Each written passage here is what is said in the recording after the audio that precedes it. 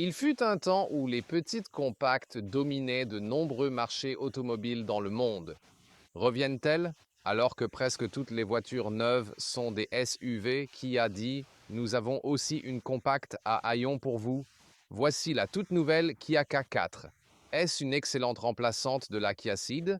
Et est-ce aussi une concurrente tout à fait crédible de la VW Golf, ici en hatchback? Ailleurs, notamment aux États-Unis, il existe aussi en berline. Et on a récemment annoncé un break, une version familiale de la K4. Toutes les infos à connaître aujourd'hui sur cette voiture. Ouais, et il y a aussi des oiseaux qui commentent avec Thomas sur AutoG Full 4K, plein écran et en intégralité. On y va. Et la K4 a un moteur thermique à l'avant très moderne. C'est pour ça qu'on a aussi l'ouverture juste ici. Interstellar Grey, couleur du véhicule aujourd'hui, certains penseront bien sûr immédiatement au film. Sympa la signature des feux de jour ici, vraiment caractéristique. En option, on aurait aussi un jaune scintillant qui est la couleur de lancement de ce véhicule. On l'avait déjà dans l'épisode studio initial. Ici, retour à la compacte à haillons. Elle mesure précisément 4,44 mètres, soit 175 pouces en version standard. Donc vraiment, ces dimensions compactes et la version Break iraient alors un peu plus loin. Et la berline au style typique pour le marché nord-américain. 16, 17, 18 pouces. Ce sont les plus grandes jantes ici. Le 17 est bien dans la gamme GT, comme ici. 18 pouces, même en option. Je trouve le design vraiment moderne. Les poignées arrière sont fixées là. C'est légèrement caché, en quelque sorte. Et à l'arrière, on retrouve aussi une signature lumineuse très moderne. Ça ressemble un peu au SUV de Kia, mais surtout ici dans ce gris foncé avec la finition GT Line. La GT Line a des touches sport à l'avant, sur les côtés et à l'arrière, plus le badge et des finitions intérieures spécifiques. C'est une plateforme à traction avant. Bientôt, il y aura aussi un moteur hybride intégré, enfin un hybride complètement intégré. C'est la dernière motorisation pour l'instant disponible, le 1,0 litre 3 cylindres turbo. C'est un peu le moteur d'entrée de gamme le plus faible. Et ici, on a celui qui est plus puissant. C'est un 1,6 litres 4 cylindres turbo compressé. Et celui-ci, on le pousse avec 150 ou 180 chevaux. 180, 0 à 100 km par heure, 8,4 secondes exactement. Le plus petit moteur aurait aussi une option d'hybridation légère. Celui-ci n'en a pas. Le coffre a été un peu réduit. On en parlera bientôt. L'amortissement dessous est vraiment bon. Alors, ça a l'air plutôt prometteur pour l'instant. T'es fan des petites voitures à haillons classiques? Dites-le dans les coms. Et bien sûr, on va voir l'intérieur, qui sera intéressant aussi. Oh, on va y trouver pas mal de choses. Hop, pas de vérin pour ce capot. Ils ont fait pas mal de choses à l'intérieur. Vous vous demandez quel était exactement le prédécesseur de ce véhicule? C'est la Kia Ceed en Europe et aux États-Unis, peut-être la Kia Forte. De gros changements arrivent. Ici, joli bruit de fermeture de porte. À l'arrière aussi, ça sonne riche et solide. Aussi, les poignées de porte classiques, on aime bien voir qu'elles optent pour des poignées très classiques. Et pourquoi pas, elles font le boulot, tout le monde les connaît, tout le monde les aime, donc je pense qu'on devrait garder ça. Et avant de parler de l'intérieur des portes, là, c'est un joli matériau pour le boîtier de la clé, un genre de noir mat, donc c'est cool. Sur le côté, ensuite les commandes, puis ici à l'avant, il y a aussi du soft touch à l'intérieur et un peu plus moelleux pour le coude, et des commandes classiques pour les lève-vitres et encore des commandes classiques. J'aime ça pour les rétros. Porte et dossier rigide. Un peu d'espace, c'est tout. Mon réglage préféré est juste là, je l'adore. Chauffage siège, ventilation, volant chauffant, mémoire, le tout accessible via une vraie molette. Thoughtful, la Golf, n'a plus ça. Ouais, peut-être. Genre, s'ils font une autre mise à jour ou un truc comme ça, ils reprennent quelque chose de celle-ci. Et ensuite, on a le schéma bicolore pour la ligne GT. C'est aussi le volant sport, qui a une forme un peu différente. Et Léa souligne ça, oui, et à juste titre, parce que ce sont bien de vrais boutons et des petites molettes sur le volant. Sympa. La GT Line propose du simili-cuir perforé haut de gamme bicolore. GT Line embossé en haut, la perforation ventile les sièges, c'est vraiment la meilleure config. J'aime aussi les sièges tissus, place pour la tête à l'avant. Ma taille est de 189 cm. Le volant peut être réglé dans tous les sens. Siège confortable. Dans les compacts à haillons, ça gêne certains, surtout les grands. On ne trouve pas de bonne position de conduite. Mais ici, on est en fait vraiment très bien assis. Ah, et il y a aussi ces pédales en aluminium. Ma partie préférée de ce véhicule et de cette vidéo. Le cockpit avant, intérieur sympa. C'est aussi une nette amélioration contre le siège canapé Kia. Ouais, comme je disais, la VW Golf peut... Golf? Elle pourrait en prendre de la graine, surtout sur ce point précis, vraiment. Le seul point, les sièges, très ergonomiques. Ils ont aussi vraiment la classe, surtout en version High Stream. Faut qu'on parle des prix très bientôt. Super éclairage d'ambiance intégré. Tu peux le régler sur ta couleur ou selon les modes de conduite. Alors, c'est recouvert ici, le haut du tableau de bord. Assez dur, mais la matière est agréable au toucher et a l'air sympa. Boîte d'affichage en haut. Ensuite, deux écrans à gauche et à droite et encore un autre au milieu. Parce qu'ici, on peut aussi utiliser l'écran directement, mais ça n'a pas beaucoup de sens parce qu'en tant que conducteur, on ne voit pas bien à travers le volant. C'est plutôt pour le passager peut-être parce qu'on a encore une commande manuelle de chauffage. Et moi, comme conducteur, je règle la vitesse du ventilateur ici puis la température juste là. Et je peux regarder droit devant et le manipuler comme ça, haut et bas, sans même avoir besoin de le regarder. C'est super. Il y a aussi une molette de volume. Pour les passagers, souvent j'écoute trop fort. Léa la baisse juste un peu pour que ce soit plus supportable. Mais c'est la seule dont je ne me fâche pas quand elle baisse la musique. Des fois, elle aime aussi écouter la musique à fond, mais plutôt comme en ambiance de festival et tout. Et puis la boîte à gants ici, je veux dire, elle était pleine de trucs, donc elle se vide vraiment vite. Mais vous voyez, il peut quand même contenir pas mal de trucs. Les côtés sont à clip rigide, mais la qualité reste encore assez correcte.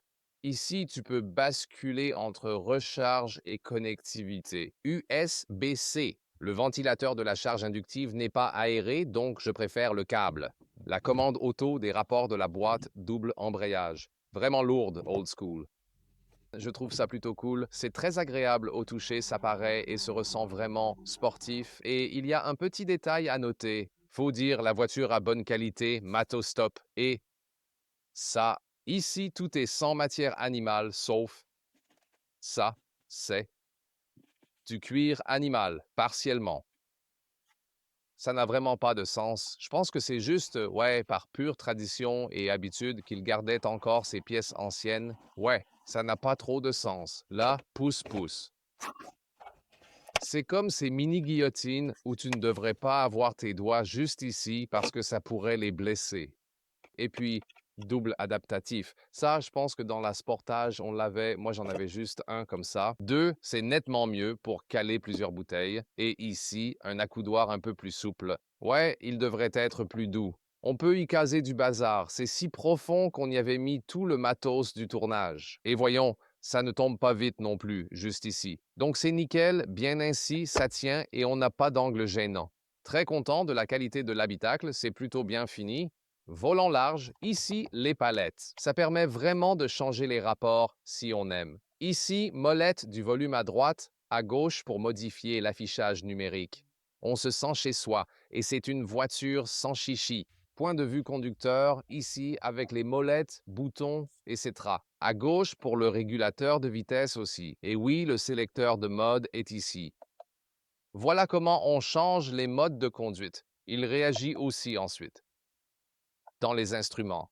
Ça d'ailleurs, ici, cette lumière infrarouge, on la voit sur la caméra, mais pas à l'œil nu. Ça sert à vérifier si le conducteur est encore éveillé ou mort-vivant. Et ici, c'est l'affichage tête haute. Il paraît toujours un peu plus petit qu'en vrai, et l'unité d'infodivertissement. Voici quelques menus d'accueil au choix. Et le top, je peux paramétrer le bouton favori pour qu'il aille toujours sur Apple CarPlay. C'est cool. Configure-le donc pour changer quelque chose dans la voiture. Le bouton d'accueil est aussi ici. Le GPS de la voiture est peut-être... Ouais, il est un peu trop lent et démodé. Utilise plutôt ton smartphone pour ça.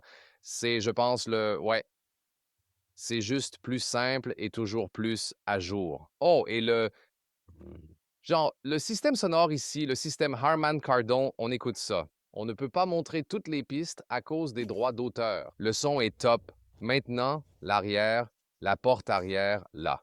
Tout ça, c'est du plastique dur. Là, c'est un peu plus souple pour le coude. Et vous pouvez même avoir ça en version GT. Le pack siège. Siège chauffant arrière. C'est sympa. Et beaucoup de place pour des bouteilles à l'arrière. Et la GT Line a aussi du simili-cuir perforé ici à l'arrière. C'est cool. Et puis, c'est sympa. ISO fixe de chaque côté. Ensuite, on peut rabattre ça avec des porte-gobelets. Ils ne sont pas adaptatifs, mais restent de bonne qualité. Il y a aussi une trappe à ski qu'on peut ouvrir ici si tu veux faire passer des affaires. En bas, 2 chargeurs USB-C, facile d'accès aussi. Et quand je conduis, en tant qu'adulte grand, c'est plutôt pas mal. C'est une compacte, pas très longue. J'ai quand même pas mal de place pour les jambes. C'est vraiment pas mal. Dans beaucoup de voitures compactes, j'ai clairement moins de place pour les jambes. Donc c'est un bon résultat. Et là, ce sont un peu des cintres intégrés pour les vestes aussi. Tu peux aussi t'en servir pour se remettre droit, par exemple. Garde au toit, même avec ma taille, beaucoup d'espace pour la tête, aucun souci, confortable. Oui, l'angle de mes genoux, c'est pas mal, j'aime bien. Et comme le matériau du siège est vraiment agréable, c'est en fait un très bon résultat ici pour un hatchback de cette taille. Haillon classique, simple à ouvrir, aucune fonction électrique n'est requise ici. Belle poignée, on la saisit de l'intérieur et la ferme facilement, par exemple sous la pluie. La caméra est intégrée juste ici. Elle n'est pas vraiment cachée, elle peut se salir. Et ici, vous pouvez voir ce nouveau logo Kia. Et là, regardez, 440 litres. Ce serait un peu réduit avec le mild hybride, mais celui-ci rentre. Vertical, pas de souci, 1,40 m. Standard, 85 cm, 33 pouces. En dessous, un peu plus d'espace. Comme ça. On dirait qu'une roue de secours y tiendrait, selon la version. Tu peux aussi enlever complètement celle-ci. Ça marcherait aussi. Ouais, et ici, tu as une transition encore plus douce, parce qu'alors, la longueur totale jusqu'au siège avant 1 mètre, s'exocre en total. Voilà. Tirez-le, en fait. C'est un peu plus facile. Et vous voyez, vous pouvez aussi passer la main et rabattre les sièges. Je suis passé de l'autre côté, mais une fois retiré, vous pouvez tendre la main. Il n'y a pas de bouton, mais ce levier est plus facile. Il y en a qui ont un bouton comme ça qu'on n'arrive pas à appuyer facilement. Donc voilà la configuration maximale. Dernier point, la hauteur. Nous sommes ici à presque 70 cm, soit 27 pouces. Donc je pense que cela peut simplement servir de trappe. On voit aussi, à cause de la forme XZ-RF, que la découpe est plutôt pratique. Mode sport.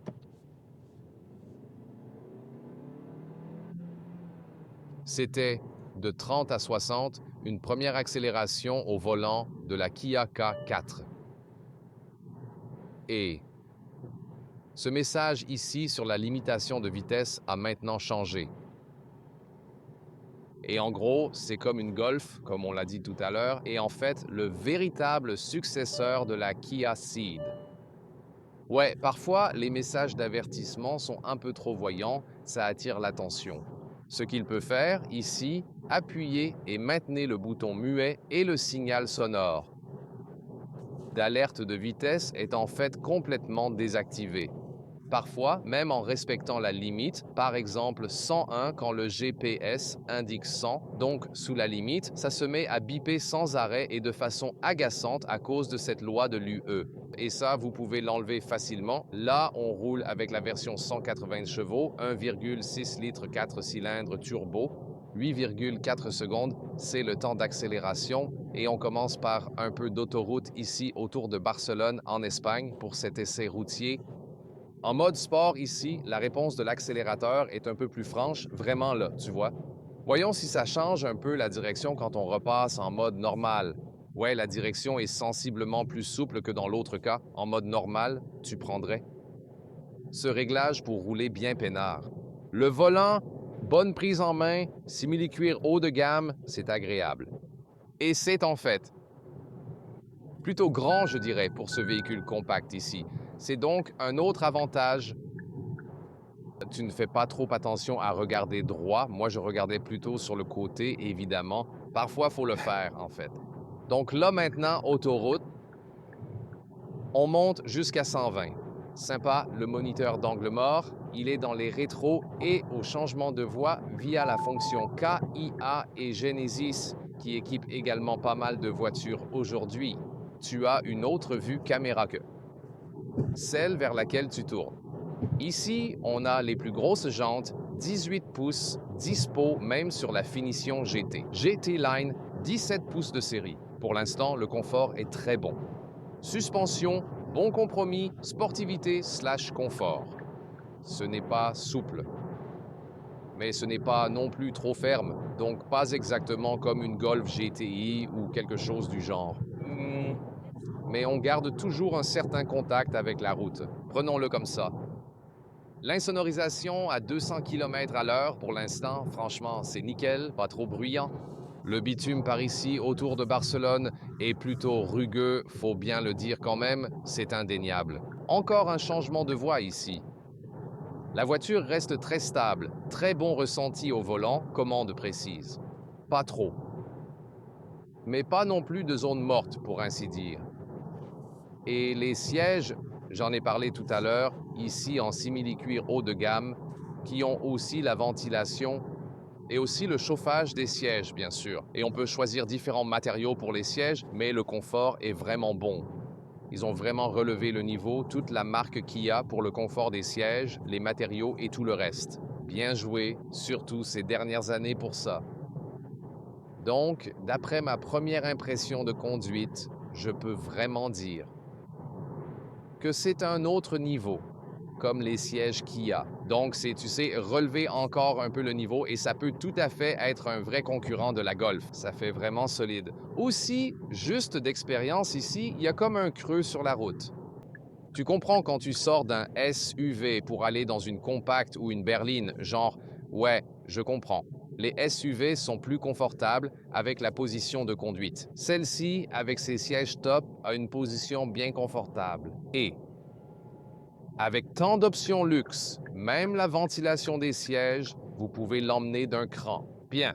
La réponse des freins est bonne aussi, on peut l'ajuster. Regardons ici le régulateur de vitesse. Là, regardez aussi avec l'assistant de maintien de voie actif s'il est nerveux ou plutôt calme. Je veux dire quelques petites corrections, mais en fait, pas trop mal. Voyons ce que ça fait alors. Bien sûr, ça se ferait mieux avec humide. Du coup, j'aimerais peut-être réagir un peu plus tôt pour le garder ici. Mais là aussi, les transitions étaient fluides. Enfin, on n'a pas vraiment écrasé les freins. Maintenant, on voit. La voiture prend l'avance, va accélérer de 70 à 80. Tu peux aussi régler la distance facilement, sans aucun souci. Si je dis « Hey, je veux un peu moins », tu peux tout à fait le faire. C'est maintenant géré par le contrôle capacitif des aides. Il suffit que je tienne bien ici et la voiture sait que je suis là. Avant, les anciens systèmes voulaient qu'on tire le volant, mais ils savaient que t'étais, donc ça a vraiment été amélioré. Le détecteur d'angle mort, si quelqu'un s'approche, tu as en plus un avertissement sonore. Donc elle a une sensation très ronde et posée. C'est vraiment un truc pour lequel la Golf est célèbre, tu démarres et tout semble juste, tu vois, et t'as pas à te plaindre de ceci, de cela, de ça. Ouais, mais avec la toute nouvelle génération de la Golf, tu te souviens peut-être de nos essais lors du lancement initial de cette génération. Elle a eu tellement de problèmes, cette génération. Et puis, petit à petit, tu sais, ils ont réglé les bugs logiciels, mis des nouveautés, lui ont fait un restylage et tout ça. Et oui, entre-temps, ils sont redevenus au niveau. Mais celui-ci, ici dans le segment des compacts, a haillon pour les premières impressions de conduite. Il est vraiment dans le coup maintenant.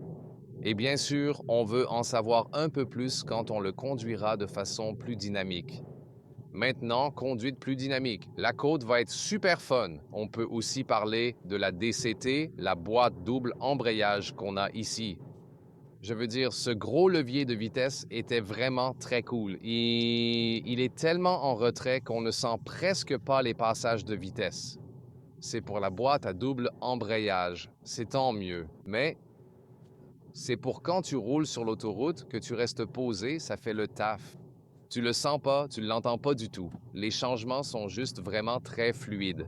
Mais si on lui donne un peu plus de jus et qu'on passe par exemple en mode sport, alors ça change vraiment quoi. Là, en mode sport, il rétrograde aussi. Un peu plus tôt, par exemple, là encore, vraiment un excellent ressenti au volant. Au fait, belle vue ici sur la ville de Barcelone. Là, on voit la Sagrada Familia sur la droite. Ils la construisent encore, je crois, depuis genre 400 ans ou quelque chose comme ça. Et voilà. Mais avec Cologne en Allemagne, c'était à peu près pareil.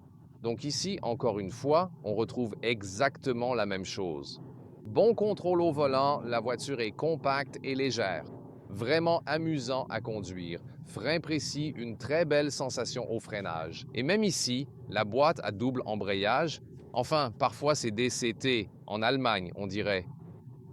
Genre, qu'elle s'étouffe, tu vois, quand tu genre un truc ou un petit bégaiement. Ici, ça ne s'est pas encore vraiment produit. Donc en fait, c'est un bon comportement celui-là. Tu peux très bien le contrôler sans problème.